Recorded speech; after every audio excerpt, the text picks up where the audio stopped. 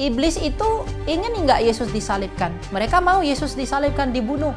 Tapi motivasi iblis menyalibkan Yesus bukan untuk keselamatan, tetapi untuk merusak Yesus. Jadi memang iblis ini melalui salib itu, iblis ini ingin menyakiti Yesus, menghancurkan Yesus. Allah merencanakan yang baik melalui salib, tapi di satu sisi iblis merencanakan yang jahat melalui salib.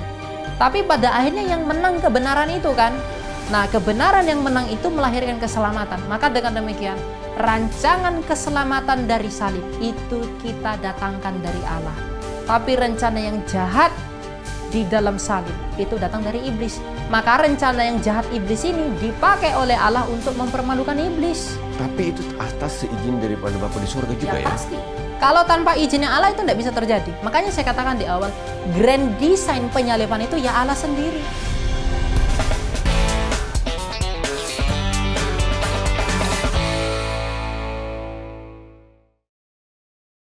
Buat pemirsa yang mungkin masih terus ingin bertanya-tanya, kita masih lanjut nih. Kita akan lanjutkan, kalau di TV-TV kan kita akan lanjutkan setelah peristiwa-peristiwa atau pesan-pesan berikut. Tapi kalau kita akan lanjutkan pembahasan yang berikutnya, bro.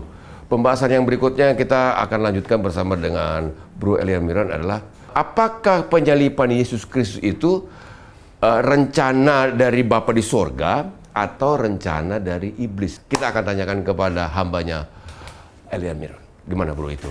Itu kompleks ya. Kalau bicara itu tidak bisa katakan ya rencana Allah, B rencana iblis, itu tidak bisa. Karena dalam karya keselamatan ini ada banyak motivasi yang bergerak di dalamnya. Jadi grand design dari karya penyaliban ini itu dari Allah sendiri. Di dalam providensinya, di dalam kedaulatannya, dialah yang menetapkan anaknya sejak semula untuk mati di kayu salib, agar melalui kematian itu, dia memasuki kematian dan mengalahkan iblis. Itu desainnya Allah. Mungkin ada bertanya, mengapa Tuhan tidak musnahkan iblis saja ketika manusia belum diciptakan? Kenapa tidak dimusnahkan aja biar manusia tidak mati, tidak berdosa? Tapi Tuhan punya maksud. Kenapa? Karena Tuhan tahu manusia itu pada akhirnya nanti tidak taat. Jadi Tuhan itu nggak kerja setengah-setengah. Dia mau kerjanya tuntas. Jadi dia izinkan dulu malaikat yang jatuh iblis itu ada. Dan pada saat yang sama dia tahu nanti manusia itu jatuh ke dalam dosa. Nah ketika disalib inilah iblis dan manusia dan dosa ini sekalian semuanya dikalahkan.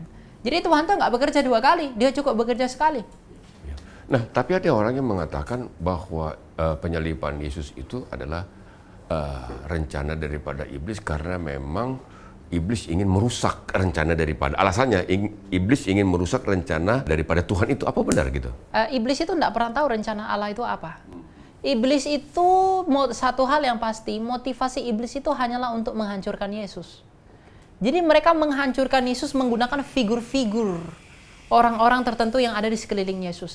Mereka menggunakan Herodes, mereka menggunakan orang Farisi, dia menggunakan orang Saduki, bahkan dia menggunakan Yudas, bahkan dia menggunakan Petrus. Sebenarnya rencana Bapa di sorga, tapi instrumennya ada memakai orang-orang yang maksudnya karena pilihan mereka ya? Karena pilihan mereka. Bukan jadi karena... Tuhan itu merencanakan sejak semula, dia itu menetapkan salib itu bagi keselamatan kita. Tapi di dalam salib ini ada orang yang menaruh motivasi yang buruk melalui salib. Misalnya, iblis itu ingin nggak Yesus disalibkan. Mereka mau Yesus disalibkan, dibunuh. Makanya menghasut Yudas untuk diserahkan kepada.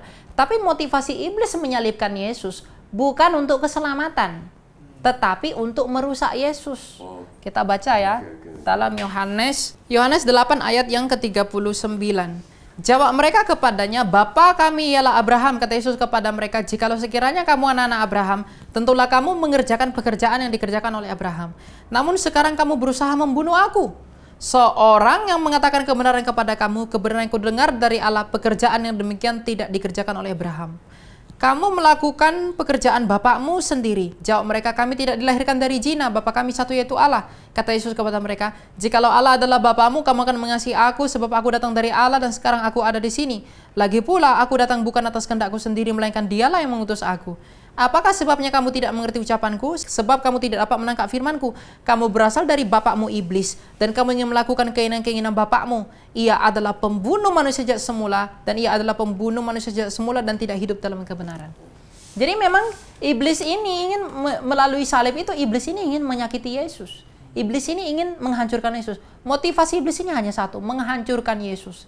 Dia mencoba Yesus untuk menghancurkan Yesus. Kan iblis ini tidak maha tahu, tidak tahu apa-apa sebenarnya. Bodoh ini iblis ini. Tapi dia coba berusak aja ya? Dia berusaha merusak Yesus Kristus ini. Karena Yesus Kristus membawa kebenaran yang sejati itu. Nah, tetapi melalui salib ini, Allah merencanakan yang baik melalui salib. Tapi di satu sisi, iblis merencanakan yang jahat melalui salib. Tapi pada akhirnya yang menang kebenaran itu kan? Nah, kebenaran yang menang itu melahirkan keselamatan. Maka dengan demikian, rancangan keselamatan dari salib itu kita datangkan dari Allah. Tapi rencana yang jahat di dalam salib itu datang dari iblis. Maka rencana yang jahat iblis ini dipakai oleh Allah untuk mempermalukan iblis. Tapi itu atas seizin daripada Bapa di surga juga ya? Pasti. Kalau tanpa izinnya Allah itu tidak bisa terjadi. Makanya saya katakan di awal, grand design penyaliban itu ya Allah sendiri. Tak satu pun yang dapat terjadi kalau Allah tidak izinkan. Tapi karena Tuhan tahu, Tuhan memberikan anaknya itu karena kasihnya, tapi di satu sisi iblis ingin menjahati anaknya, di balik kejahatan itu Tuhan ingin melakukan sesuatu di dalam kejahatan itu, yaitu dia ingin merubahnya demi kebaikan. Mengapa bisa begitu? Kejadian 50 ayat 20. Kita lihat bagaimana Yusuf memanai, ya, Yusuf ini dalam teologi khusus, dia adalah tipologinya Kristus. Kejadian 50 ayat 20, memang kamu telah merencanakan yang jahat terhadap aku, tetapi Allah telah merencanakannya demi kebaikan untuk mewujudkan apa yang terjadi sekarang ini, yakni memelihara hidup banyak orang. Jadi, iblis merencanakan jahat terhadap Yesus, tapi pada saat yang sama Allah merencanakannya demi kebaikan. Iblis melihat Yesus nih, aduh lemah, miskin, kotor. Mereka melihat, aduh Yesus nih, udahlah kita bunuh aja lah dia. Dia tidak berdaya juga kok. Tetapi ketika Yesus mati, keilahian di dalam dirinya itu menghancurkan iblis ini. Seperti ikan di laut kalau kita mancing ada kail di dalam. Ikan ini lihat ikan, dia makan. Tapi ketika dia makan ikan, ternyata dia terkait dengan kailnya. Maka dengan demikian iblis yang adalah penipu telah tertipu oleh tipuannya sendiri. Karena dia berpikir bahwa melalui salib dia bisa kalahkan Yesus, tapi justru Yesuslah yang menunggang balikkan mereka. Dia bangkit ya. Kemuliaan Tuhan ya. Ya, Yesus menggunakan itu untuk menghancurkan mereka.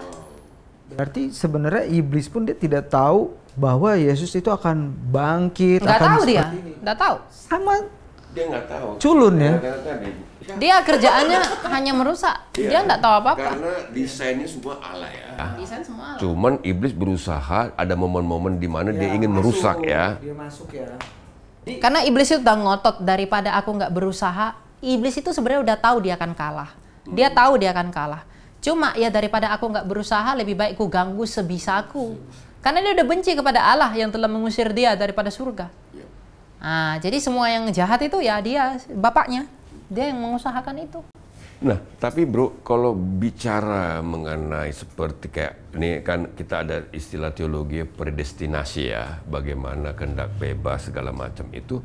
Saya melihat kasus yang dilakukan oleh penyaliban itu oleh Yudas, dan apakah memang itu Yudas itu sebenarnya tidak harus Yudas, tetapi kalau dia punya kehendak bebasnya dia bisa, bukan Yudas juga nanti yang melakukan, tapi Yudas memilih sendiri ya. Yudas memilih sendiri untuk menyerahkan Yesus karena dia menyerahkan kehendaknya untuk yang jahat ikut Yesus. Ya, itu dalam artian Yudas itu memilih untuk binasa. Oke, kan gini bro, penyaliban Yesus tadi iblis ini rencana Bapa di sorga. Lalu iblis mengambil bagiannya. Lalu ada juga yang mengambil bagiannya Yudas menjual Yesus. Ada juga Herodes dan lain sebagainya itu yang provokator semuanya itu, sehingga proses penyaliban ini terjadi. Nah, kalau menurut predestinasi yang mungkin bagaimana itu bro? Saya agak kurang mengerti juga. Kalau predestinasi itu pandangan Calvin ya. Reform mengatakan bahwa segala sesuatu telah ditentukan oleh Allah sejak semula. Baik yang untuk diselamatkan ataupun yang untuk dibinasakan. Saya tidak sepakat dengan pandangan itu. Ya. Tetapi itu dikatakan sesat juga tidak, tetapi itu mereka karena Calvin ini kan latar belakang hukum. Jadi mereka melihat semuanya itu dari sudut pandang hukum yang tetap, yang firmnya gitu. Itu sudut pandang Calvin. Jadi ini tentang sudut pandang. Tapi dari kita melihat kemudian bagaimana, kan nanti kalau masuk dalam argumen ini, orang akan berpikir berarti Yudas berjasa, iblis berjasa, Herodes berjasa.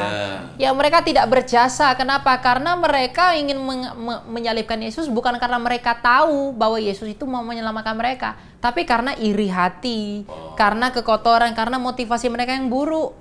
Itu yang mereka lakukan. Tapi melalui kejahatan mereka itu, Tuhan melakukannya untuk kebaikan kita. Jadi kalau orang berkata iblis berjasa, bukan iblis karena tahu dia Yesus ini darahnya bagi pengampunan dosa, dia tidak tahu itu.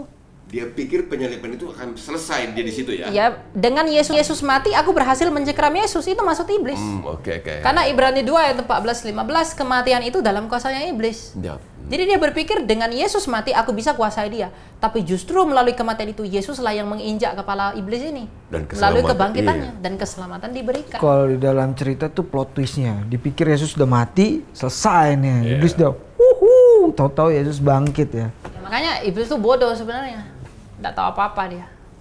Ini sesuatu hal pencerahan menurut saya, karena saya mengikuti beberapa waktu lalu di media sosial, ini agak rame, ini perdebatan, bahkan ya ada hamba-hamba Tuhan juga yang agak sedikit satu dengan lain emosi nih ya kan, mungkin ya sudut pandang ya, kadang-kadang sudut pandang berbeda, tetapi apa yang mempengaruhi sudut pandang ini yang berbeda bro, maksud saya, kenapa? Apa? Karena tujuannya berbeda.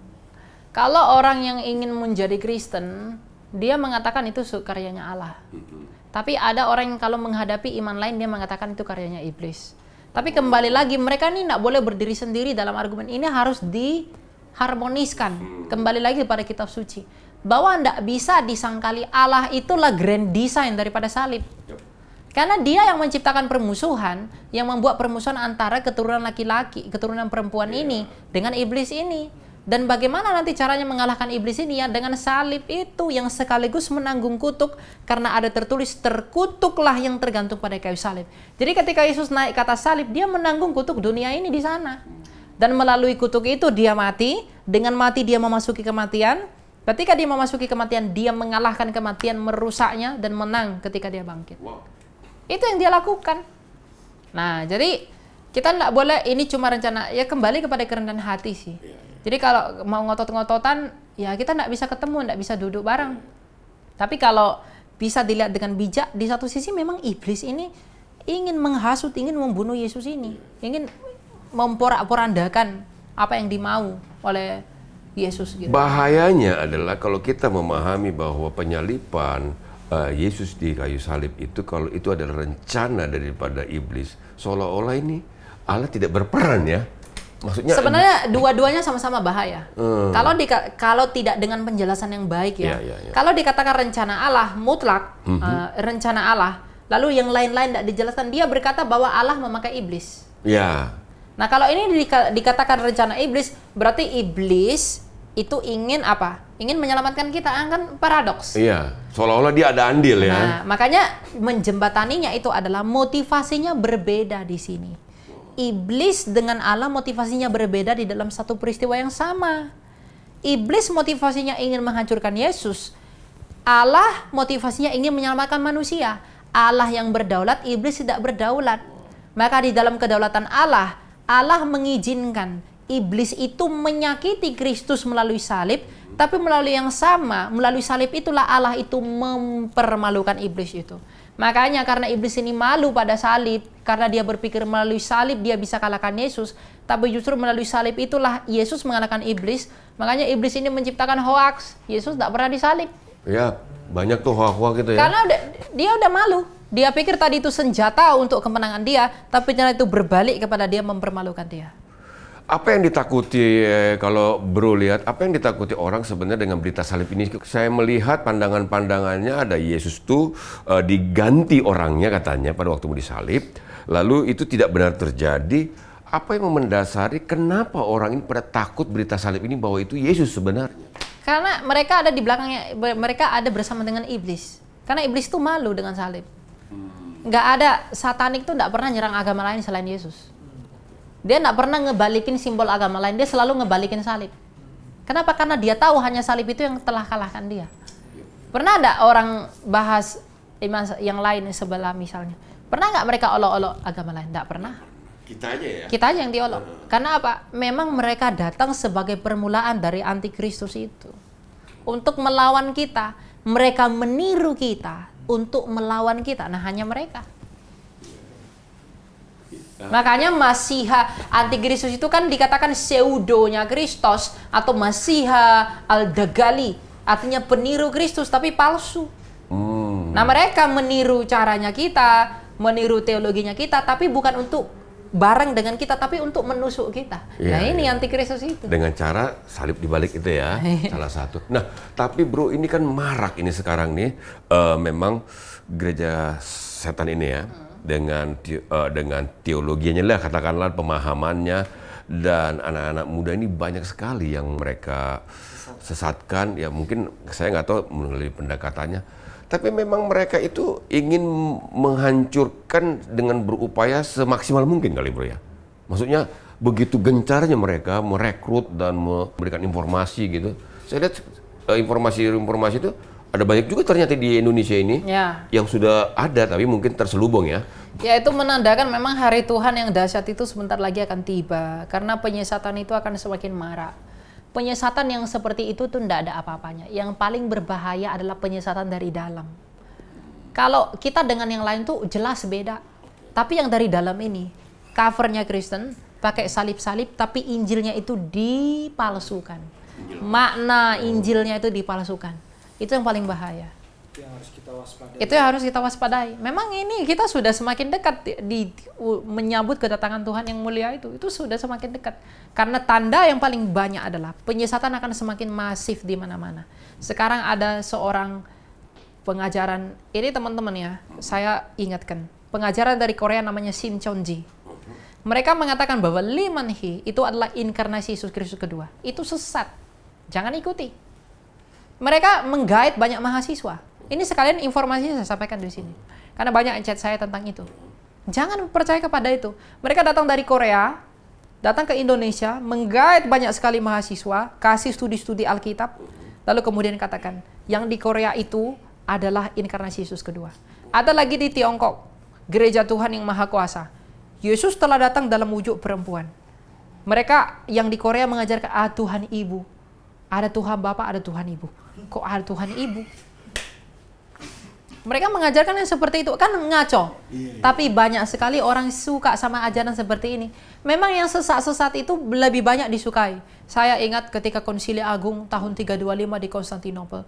Ketika Arius itu melawan Athanasius. Arius ini adalah seorang yang mengatakan Yesus itu bukan Tuhan. Waktu itu Athanasius itu mengatakan Yesus itu ilahi. Nah, inilah yang menjadi dasar mengapa diadakannya Konsili Agung di Konstantinopel pertama, tahun 325. Kaisar mengumpulkan karena adanya pergolakan ini. Dulu orang-orang mengatakan kepada Athanasius, Athanasius, tidak ada yang mau berteman dengan engkau. Yesus itu bukan Tuhan. Seluruh dunia melawan engkau, wahai Athanasius. Athanasius bilang apa? Walaupun seluruh dunia melawan aku melawan seluruh dunia. Dia berkata seperti itu, yang akhirnya ketika debat dalam konsili, dalam kemurahan hati Tuhan dan dalam pertolongan Tuhan melalui Roh Kudus, dia menolong akhirnya dogma pengajaran dari Athanasius lah yang benar, sehingga Arius diusir ke daerah Arab. Sesuai kesepakatan konsili. Memang yang sesat-sesat yang agak-agak lain itu lebih disukai orang. Ya, karena mungkin ada manis-manis, ada asam-asam kali. Jadi kayak nano-nano. Itu gitu yang disebut dengan tipu daya itu. Orang lebih suka, orang mencari insecure, apa yang membuat dia secure. Iya, iya. Nah, ini bro, ini pertanyaan awam aja ya, pertanyaan awam. Kamu memang orang awam, bro. Nah, misalkan gini, waktu Yesus sebelum penyaliban Yesus kan pernah ada di dalam situasi dia stres berat dan keluar darah dari pori-porinya, pembuluh darah dari pori-porinya. Apakah mungkin itu sisi kemanusiaan Yesus di mana iblis itu mencoba terus membuat Yesus itu jadi terus keluar sisi kemanusiaannya? Iya, berani dikatakan imam besar kita adalah imam yang turut merasakan kelemahan-kelemahan kita. Siapa sih yang tidak takut mau disalib besok, mau dipaku, mau dirajam? Ya dia dalam kodratnya sebagai manusia juga mengalami ketakutan yang luar biasa. Tapi dalam doanya dia mampu berkata, bukan kehendakku, tapi kehendakmu. Ya Bapa, sekiranya cawan ini berlalu daripadaku, tapi bukan kehendakku, tapi kehendakmu. Itulah yang mendatangkan keselamatan. Adam berkata, bukan kehendakmu, kehendakku. Nah Yesus berkata, kehendakku, bukan kehendakku, tapi kehendakmu.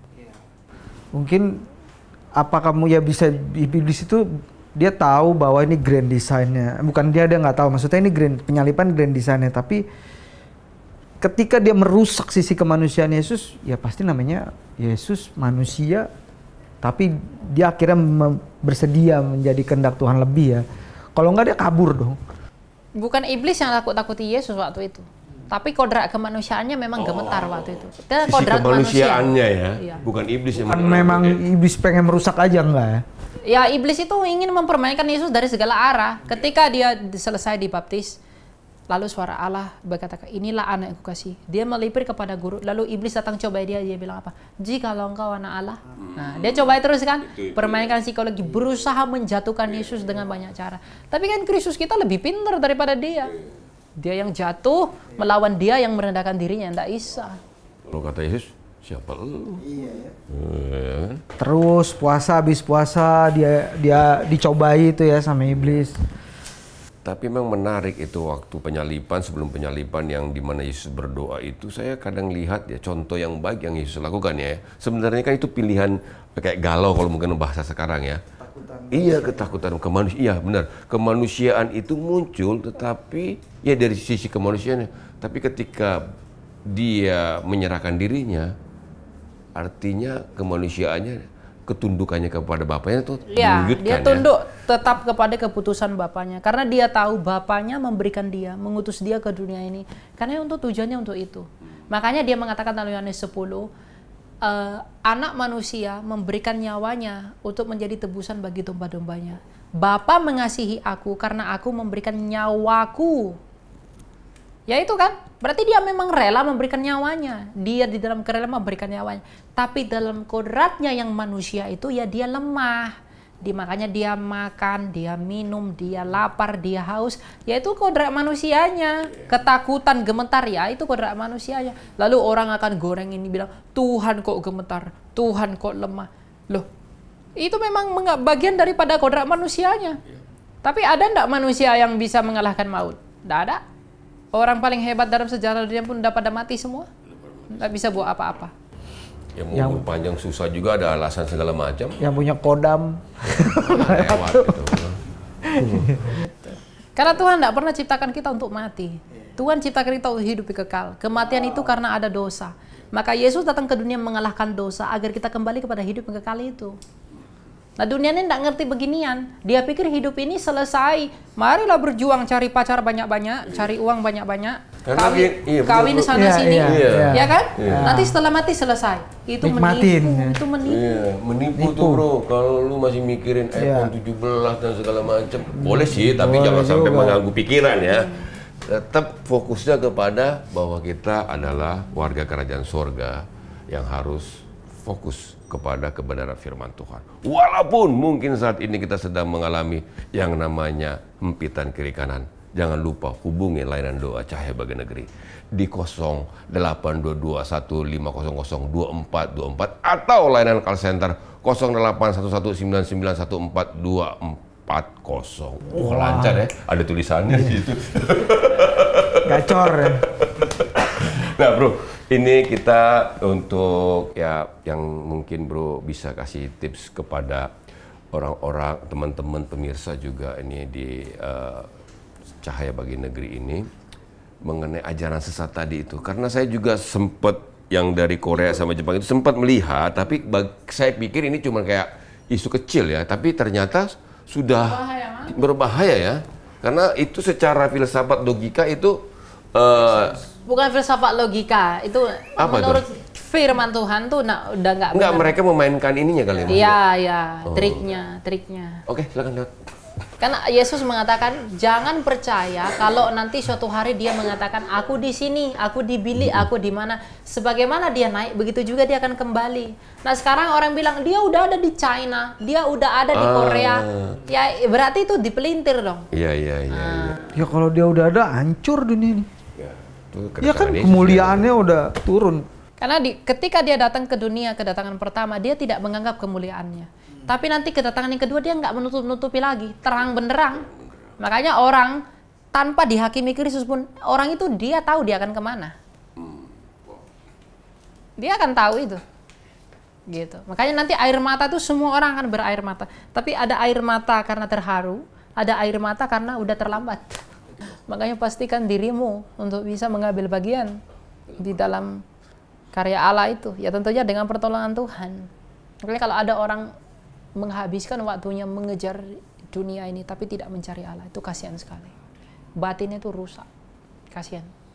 Makanya saya lihat orang, anak-anak muda berlomba-lomba jadi kaya, tapi tidak pertama sekali mencari perkenanan, mencari kerajaan Allah.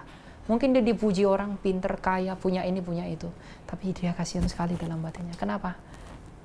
Semua uang yang dia punya itu tidak dapat memuaskan batin dia, tidak bisa. Karena media sosial ini, orang itu sekarang lebih diiming-imingi seseorang yang 1T hartanya, 10M hartanya, mobilnya sekian. Jadi emosional kita itu terbawa ya, tanpa menyadari bahwa sebenarnya yang kita cari itu sebenarnya. Tapi itu datang dari rasa insecure, ingin jadi secure. Sehingga ingin dapatkan itu semua agar kita dihormati, agar kita diakui. Padahal lupa, itulah hebatnya dosa itu menutupi batin ini. Kita sampai lupa bahwa kebahagiaan itu bukan status benda, itu status batin. Orang paling banyak duitnya di dunia, kenapa Elon Musk punya 500 miliar US dollar, tapi masih kerja sampai sekarang? Pengen kaya lah. Kurang kaya apa? Masih syuting nggak? Elon Musk. Artinya enggak dapat puaskan dia kan? Iya. Takut mati enggak dia? Takut dia mau pindah ke Mars karena takut bumi ini kiamat. Dia pindah ke planet lain. Bahkan uang yang dia miliki tak dapat memberikan dia rasa tenang, rasa aman di dalam dirinya. Bukankah dia seharusnya malu? Tapi karena sudah ditutupi oleh begitu banyak sekali pujian, pengagungan dari dunia, tidak sadar. Nah kalau kita masih sadar akan hal ini, terima kasih kepada Tuhan karena kita masih ditolong dalam kemurahannya untuk dapat mengerti. Iya, walaupun gini ya bro, memang ini ada bukan resiko sih, tetapi saya tahu ini adalah sesuatu kadang-kadang orang itu nggak kuat di dalam hal nilai yang kebutuhan daging ya. Artinya kalau kan banyak bro sekarang ini kalau orang ke gereja, katakanlah ini kayak saya ke gereja atau orang ke gereja itu kalau nggak pakai mobil kayaknya wah nanti kayak enak. Terus kalau nggak pakaian bagus nggak enak. Terus kalau kita kurus-kurus begini nih, ini kurang dua ini. Kalau agak gemuk dikit kayak teman saya ini boboiboy, wah doanya ini luar biasa diberkati nih.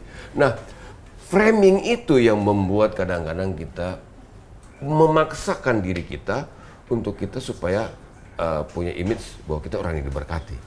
Nah, menurutmu gimana itu? Kadang-kadang flexing begitu. Ya orang begitu orang tertipu. Datang ke gereja, bawa emasnya 2 kilo di lehernya, pakai anting, pakai sepatu bagus, pakai apa segala macam. Dia bilang, aku datang kepada Tuhan mempersiapkan terbaik. Tidak, kamu tidak persiapkan terbaik. Kamu ingin menunjukkan dirimu. Mengapa malaikat jatuh? Mengapa dia jatuh? Karena dia tidak melihat Allah, dia mulai melihat dirinya. Maka dia jatuh, lahirlah benih dosa, dia keluar dari surga. Berarti, gini bro. berarti malaikat tuh NPD ya? Ya dia melihat kepada dirinya. Nah sekarang orang kan, enggak apa-apa dong saya pakai ini ke gereja, ini kan tanda saya diberkati Tuhan. Tujuanmu datang kepada Tuhan bukan untuk meninggikan dirimu, tapi datang kepada Dia dalam kemiskinanmu. Makanya dalam Matius 5 ayat ketiga, Yesus berkata, berbahagialah orang yang miskin di hadapan Allah, karena mereka yang punya kerajaan surga. Kalau kamu datang kepada Allah dengan semua kekayaanmu, kamu pasti tidak berbahagia. Makanya kalau orang, ini kan persiapanku yang terbaik, mungkin kedengarannya benar, tapi menipu. Itu kedengarannya benar. Tapi memang banyak juga jemaat seneng juga ajaran-ajaran yang sifatnya Nah itu kasihan. berkat. Jadi buat Mas Priyo kalau ke gereja masih pakai naik motor, puji Tuhan. Nggak usah Masih ada takut motor. ya, masih ada motor. sukacita aja. Orang-orang pakai mobil, nanti kali bisa kali nanti ya. Tapi untuk saat ini kita bersyukur aja Mas Priyo ya. Orang yang menaruh imannya pada hal-hal seperti itu masih bukan merendahkan ya, tapi itu dia belum mengerti apa maksud Kristus itu dia imani. Itu berkat nanti mobil Honda pindah ke Mercy. Dari Mercy pindah ke Rolls Royce. Dari rumah 20 kali 10 jadi 50 kali 1000.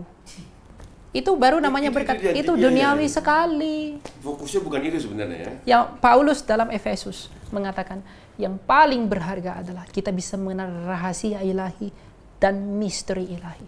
Itu yang paling dalam. Makanya kenapa ada di Mesir sana orang sampai rela pergi mengasingkan diri demi mengerti misteri ilahi. Saking berharganya itu. Nggak bisa dibeli oleh apapun. Siapa yang bisa membeli hidup? Tak ada. Elon Musk bisa nggak beli hidup? Tidak. Orang paling kaya, siapa orang kaya yang udah mati-mati itu? Bisa nggak mereka beli hidup? Nggak bisa. Tapi kita tetap memilih ini. Kenapa? Karena kita punya ego. Kita punya hasrat untuk diakui, dianggap pinter. Kita nggak mau menempatkan Kristus itu lebih tinggi. Kita mau membuat diri kita lebih tinggi dengan memanfaatkan Kristus. Itu salah. Datang ke gereja, Tuhan aku mau tinggi, aku menggunakan engkau sebagai tangga agar aku tinggi. Itu salah. Bukan datang kepada Tuhan untuk meninggikan Tuhan. Mau nanya nih bro sama bro. Apa kan bro nih kalau saya melihat di media sosial dari awal sampai sekarang di tahun 2025 ini Tuhan percayakan banyak hal kepada bro ya. Apa sebenarnya yang bro paling takuti dalam hidup bro dengan keadaan bro sekarang dibanding 5 tahun yang lampau? Apa yang bro takuti? Yang paling ku takuti saat ini adalah kehilangan perkenanan Tuhan. Itu dong. Karena kalau orang di posisi mungkin udah populer, udah dikenal orang, bisa jadi sombong. Bisa merasa lebih pintar, bisa merasa lebih hebat, bisa merasa lebih mulia. Nah, saya minta tolong kepada Tuhan agar Tuhan itu menolong saya agar tetap di dalam perasaan bahwa saya ini bukan siapa-siapa dalam melayani Tuhan. Jadi ketakutan saya hanya kehilangan perkenanan Tuhan. Takut mati dikatakan, enggak takut mati. Untuk apa kita takut mati? Tuhan kita telah kalahkan kematian. Takut miskin, oh saya terlahir miskin kok. Jadi kalau miskin ya udah balik lagi ke settingan awal. Aku suka nih. Kalau miskin balik ke settingan awal ya. Lah ya kan? Iya. Gampang kan? Iya. Nah baru takut tuh itu. Menderita, Tuhan udah pernah izinkan saya menderita. Saya dicari-cari, dikejar sana sini, kuliah saya berantakan, ya enggak apa-apa. Makanya saya selalu bersyukur pada Tuhan. Tuhan tuh bermurah hati sekali. Mengizinkan hal yang buruk untuk melatih kita, untuk melihat dan membuat kita tahu diri. Memang ya inilah kita. Kita tidak bisa berbuat apa-apa. Bukan karena Tuhan mau mencelakai kita, tapi karena memang kita layak memperoleh itu. Tapi di sisi lain, dalam sudut pandang Tuhan, Dia karena mencintai kita. Ketahui enggak arti iman itu apa? Iman itu dasar pengharapan. Iman itu tumbuh, iman itu murni. Ketika seolah-olah tidak ada pengharapan. Itu poinnya. Nah saya orang berdosa ini, saya tidak punya pengharapan untuk saya bisa diselamatkan seharusnya. Karena saya tidak bisa mempersembahkan apa-apa. Hanya dan terkecuali kasih karunia Tuhan yang menolong kita. Jadi apa yang mau ditakuti di dunia ini? Kamu takut dengan orang kaya? Kamu takut dengan orang besar? Yang penting kamu tidak usah cari masalah. Nggak usah sok jagoan. Itu salah. Menantang-nantang itu tidak boleh. Tapi kalau kamu berkatakan yang benar, ada orang tidak suka, ada orang. Ya mungkin saya juga dalam pelayanan saya. Bukan mungkin, adalah hal yang pasti. Saya dalam pelayanan itu mungkin mengabaikan orang banyak. Saya tidak melayani dengan baik. Banyak kecacatan cacat celah saya. Tapi Tuhan mengizinkan itu agar saya tidak merbegah atas pelayanan saya. Karena saya tidak bisa pelayanan saya berikan kepada Tuhan. Tuhan ini cukup bagi untuk surga. Tidak mungkin. Jadi semuanya itu kasih karunia dan anugerah. Jadi ketakutan saya cuma satu. Kehilangan perkenanan Allah. Cuma itu doang. Makanya dikatakan, carilah Tuhan selama ia masih berkenan ditemui. Paulus juga mengatakan, selama masih ada kata hari ini, ya temuilah dia. Karena pengharapan tidak pernah mengecewakan. Ya itu doang. Nah kayak bro nih, apakah orang dipakai Tuhan itu harus padat jadwal khotbahnya atau seperti apa bro? Enggak. Oh gitu ya. Jadi Tuhan itu memakai semua orang, bahkan batu pun dia bisa pakai dalam rencananya. Orang jahat pun dia bisa mau lakukan sesuatu dari yang jahat itu. Orang tuh tidak dinilai dari seberapa banyak dia berkhotbah, seberapa banyak dia ini tidak. Tapi seberapa dalam dia mengerti kasihnya Tuhan. Dan seberapa kuat dia menyerahkan keputusan hidupnya kepada kehendaknya Allah. Itu ya. Itu yang paling penting. Kerelaan hati itu yang paling penting. Itu yang paling penting. Karena kerelaan itu adalah tengah-tengah dari kerendahan hati dan menyerahkan diri. Nah, kerelaan ini penggerak mungkin ya. Itu Pak, itu intinya. Kita rela tidak menerima keputusan Allah atas hidup kita. Iya. Kayak tadi saran pabrik Yes. gitu kan ya. Artinya kalau saya nggak ada duit lagi ya, saya memang biasa miskin gitu ya.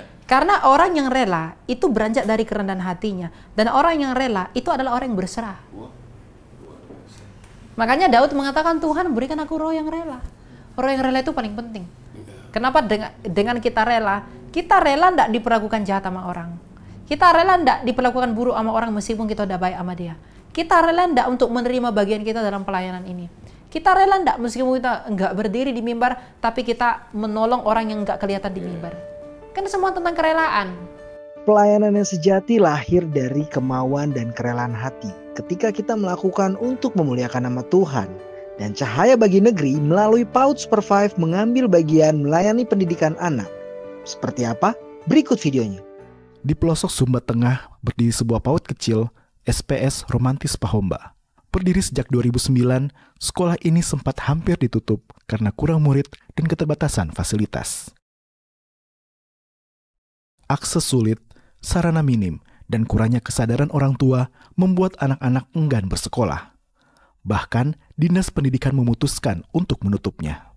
Nah, di saat titik yang terendah itulah, gereja waktu itu kemudian mengambil tindakan untuk menyelamatkan PAUD ini sehingga nggak sampai harus ditutup. Kami melihat bahwa anak-anak Tuhan di jemaat ini harus dibentuk dari usia dini. Kami tidak ingin kehilangan generasi. Kalau kami tidak mendidik mereka dari sekarang, kami khawatir kehilangan mereka di masa depan. Tapi tantangan belum selesai. Anak-anak tetap enggan datang karena metode belajar yang membosankan. Sampai akhirnya, Pendeta Ratih mendengar tentang kurikulum PAUD Super 5, sebuah program dari CBN Indonesia yang berfokus membangun generasi anak lewat pendidikan karakter dan kurikulum kreatif. Kurikulum dari Super 5 CBN adalah kurikulum terbaik yang pernah kami dapatkan dan yang sedang kami aplikasikan. Kami dapat membayangkan kalau misalnya kami masih menggunakan kurikulum yang umum, mungkin kami harus mentransfer lagi pengajaran itu ke ajaran nilai-nilai Kristiani. Tapi karena kurikulum Super 5 sudah langsung berbasis Kristen, maka itu sangat-sangat bagus sekali untuk kami aplikasikan. Meski akses terbatas, guru-guru tetap berusaha untuk mengikuti pelatihan dari tim Super 5.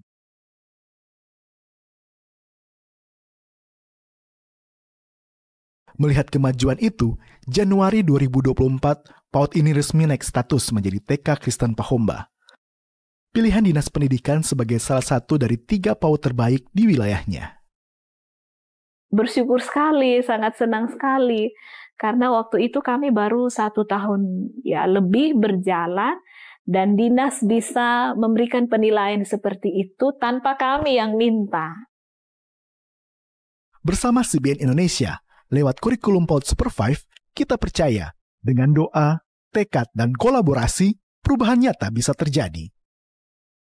Kami mengucap syukur kepada Tuhan yang telah membukakan jalan, yang telah menjawab doa, yang telah melihat gumul kami selama ini, yang telah memberikan pertolongannya melalui Yayasan Cahaya Bagi Negeri Indonesia, melalui semua program yang kami dapatkan. Kami sangat mensyukuri hal itu. Kami percaya itulah cara Tuhan menopang kami dan memberkati kami di jemaat ini. Mari dukung lebih banyak PAUD di pelosok Indonesia demi generasi emas yang takut akan Tuhan.